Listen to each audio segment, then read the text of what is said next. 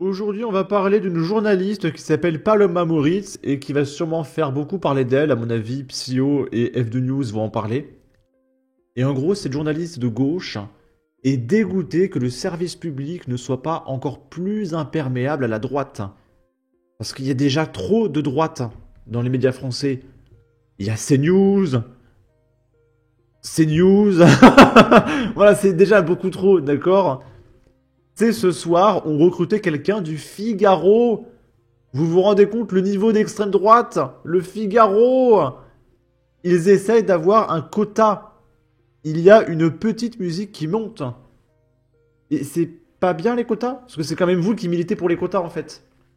Mais les quotas avec les méchants, c'est pas bien. Hein. Les quotas, c'est bien que pour les couleurs de peau. Ok? Et du coup, on va l'écouter. On est sur Street Press. Un média qui reçoit des millions d'euros de subventions, on l'a déjà vu. CNews et BFM se talonnent sur le fait d'être la chaîne d'information en continu la plus regardée en France. Maintenant, ça fait quand même plusieurs mois que CNews est clairement au-dessus. Qu'est-ce que fait BFM TV à la rentrée? Ils se disent, en fait, on va recruter des chroniqueurs qui sont plutôt très à droite ou carrément classés à l'extrême droite. La fenêtre d'Overton. Voilà, la fenêtre. Comme Benjamin Duhamel, hein, qui est d'extrême méga giga droite, évidemment. Il y a beaucoup de gens d'extrême droite à BFM. Overton. Et en fait, tout ça crée une sorte d'effet boule de neige qui fait que, en fait, même dans le service public, on voit que, voilà, par exemple, assez ce soir, ils ont recruté un chroniqueur du Figaro parce que on les avait critiqués parce qu'ils étaient considérés comme trop à gauche. Et en fait, ils essaient à chaque fois d'avoir un quota d'invités considérés comme conservateurs. Et du coup, on découvre aujourd'hui que le Figaro, c'est le fascisme. Voilà, tout simplement.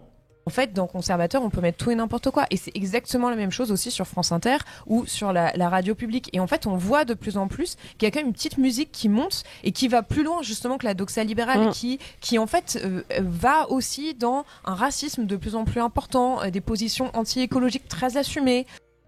Ok. Et du coup, il y a Damien Rieu qui nous dit « Un journaliste du Figaro sur le service public !» Le début du 4ème Reich.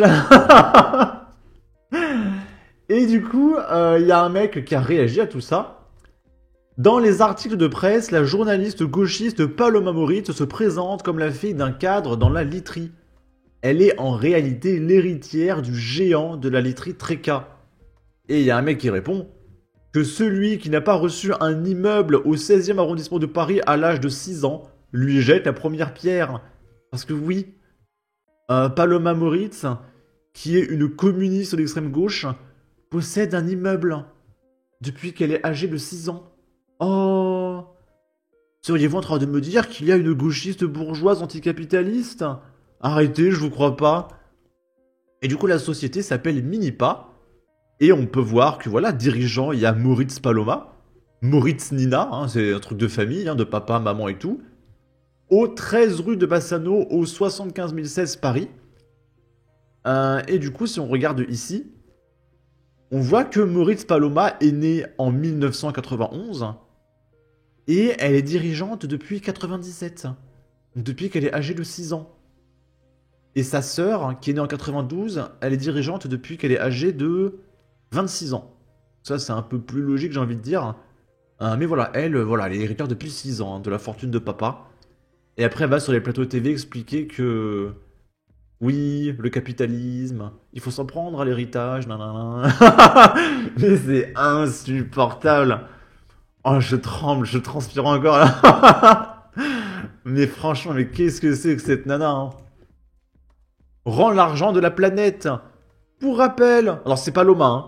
Pour rappel, en France, les 10% des plus riches émettent 5 fois plus que la moitié plus pauvre de la population. Selon les travaux du laboratoire sur les inégalités mondiales, les politiques climatiques devraient se concentrer sur les pollueurs aisés. Mais Paloma, tu es aisé, toi? Tu fais partie des 10% les plus riches. Et pour être dirigeante d'un immeuble à l'âge de 6 ans, je pense que tu fais partie des 0,1% les plus riches, Paloma. Donc comment on fait? Est-ce que tu veux t'en prendre à l'entreprise de papa? Hein, il a été méchant avec toi, papa? Il était pas là, il travaillait trop? Oh, pauvre Paloma.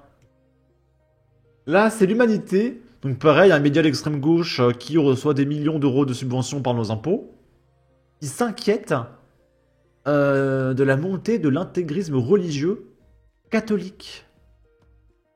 Parce que oui, il y a plein d'attentats catholiques en France. Partout, il y a des prêtres qui se font péter en criant « Vive Jésus !» Jésus est grand. Évidemment, mais bien sûr. Mais bien sûr. L'Humanité Magazine, catholique, les réacs à l'offensive. Et du coup, on voit, regardez, des catholiques marcher avec des drapeaux français. Mais quelle horreur! Des drapeaux français, vous vous rendez compte? Mais vous vous rendez compte, en fait? Et du coup, là, c'est l'article en question de l'Humanité. Bolloré, Stérin, prêtre influenceur. Comment l'extrême droite séduit les jeunes catholiques? Non mais c'était insupportable, mais vraiment. Hein. Et du coup, on va regarder quel genre d'attentat il y a en France. Est-ce que c'est des catholiques ou est-ce que ce serait une autre population? Voilà, je sais pas. Il y a un projet d'attentat islamiste qui a été déjoué contre la mairie de Poitiers dans le 86. 3 étudiants radicalisés, dont un en chimie, ils préparaient des bombes, ont été écroués. Ils s'étaient procuré des explosifs. Mise à jour, ils viennent de Nantes et de Nîmes. L'un est le fils d'un imam. C'est bizarre. Moi, j'aurais cru que le mec, c'était le fils d'un prêtre et qui bénit dans la chrétienté depuis l'âge de 5 ans. Mais non, bizarrement, c'est le fils d'un imam qui crée des bombes. Pourquoi pas? C'est une nouvelle fois la surveillance des réseaux de messagerie cryptée qui a permis de déjouer les projets de ce trio. 3 étudiants radicalisés âgés de 18 à 20 ans qui échangeaient régulièrement en ligne mais qui s'étaient également rencontrés. 2 d'entre eux auraient même tenté ensemble de confectionner une bombe avec de l'explosif artisanal. Parmi leurs cibles potentielles, le siège de la DGSI à Levallois ou encore la mairie de Poitiers, une ville symboliquement historique pour eux, là où les troupes arabes avaient été stoppées par Charles Martel au 8e siècle. Face au risque d'un passage à l'acte, les 3 suspects, dont un étudiant en chimie et un autre en informatique, ont été arrêtés à Nîmes et à Nantes. Mis en examen par un juge antiterroriste, ils sont désormais en prison. C'est une nouvelle fois. Alors par contre, ça veut quand même dire un truc. Ça veut dire que le gouvernement a accès à nos messageries privées. Parce que là, ils expliquent qu'ils ont trouvé dans les messageries privées des conversations, etc. Donc ça veut dire que tout ce que vous écrivez, même en privé, hein, tout ce que vous écrivez en privé, à votre famille, à vos amis, le gouvernement surveille. Voilà, ils lisent vos messages. Donc voilà, c'est pas très rassurant, je trouve. Donc faites attention à ce que vous écrivez, même en privé, d'accord? Parce que le gouvernement surveille. Et là, il y a des fachos d'extrême droite qui disent toujours les mêmes profils, toujours les mêmes. Alors que, des fois, il y a des intégristes catholiques extrêmes, hein, d'accord? Pas d'amalgame, ok? Bon. Sur ce, n'hésitez pas à donner votre avis, votre opinion, à partager, liker, commenter, ça aidera au référencement de la vidéo sur YouTube. Abonnez-vous, suivez-moi sur Twitter, prenez soin de vous, salut!